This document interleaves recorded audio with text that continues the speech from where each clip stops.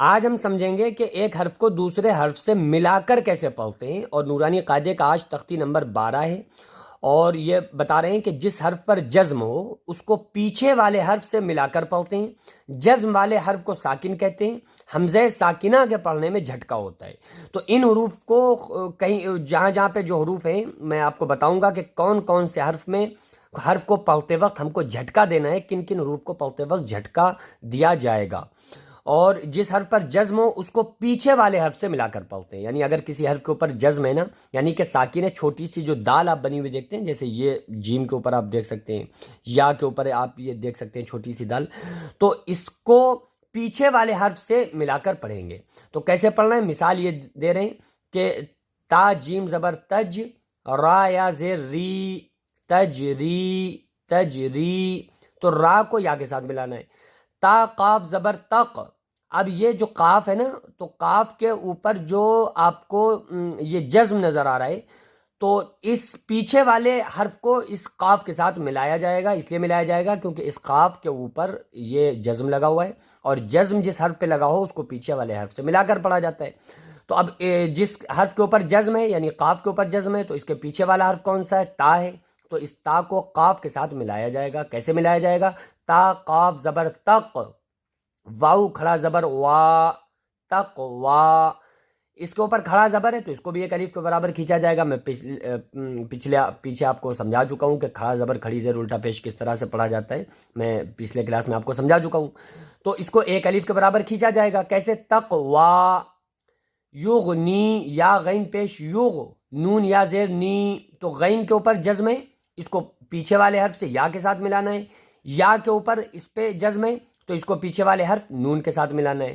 کیسے ہجے لگائیں گے؟ یا غین پیش یوغ، نون یا زیر نی، یوغ نی، نون پیش نو، شین زیر شی، نوشی، را تا زبر رت، نشی رت، ٹھیک ہے۔ تو تا کے اوپر جزم ہے، اس کو پیچھے والے حرف سے ملانا ہے، یعنی را سے ملانا ہے۔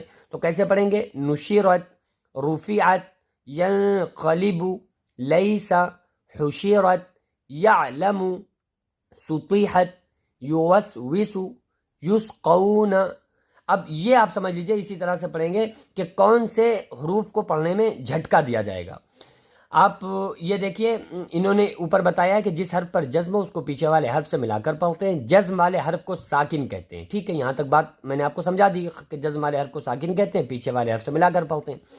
آگے قاعدے میں یہ بتا رہے ہیں کہ حمزہ ساکنہ کے پڑھنے میں جھٹکا ہوتا ہے، یعنی اس حمزہ کے پڑھنے میں جھٹکا ہوتا ہے جو ساکن ہو۔ ساکن یعنی جس حمزہ کے اوپر جزم لگا ہوگا، جو حمزہ ساکنہ ہوگی، اس کو پڑھنے میں جھٹکا ہوتا ہے۔ جیسے یہاں آپ سب سے نیچے لائن میں دیکھ سکتے ہیں، حمزہ قاف زیر اق، را حمزہ زبر را، اقرا، تو اس میں جھٹکا دیا جائے گا۔ کیوں؟ کیونکہ اس کے اوپر جو حمزہ ہے نا، اس کے اوپر جزم لگا ہوا ہے، تو اس لیے اس کو جھٹکا دیا جائے گا۔ تا حمزہ زبر تا، تا واو پیش تو، تا تو، تا تو، تو اس تا میں جھٹکا دیا جائے گا، اس لیے کیونکہ یہ حمزہ لگا ہوا ہے، اور حمزہ کے اوپر جزم آ جائے تو اس میں جھٹکا دیا جاتا ہے، یہ قاعدہ ہے۔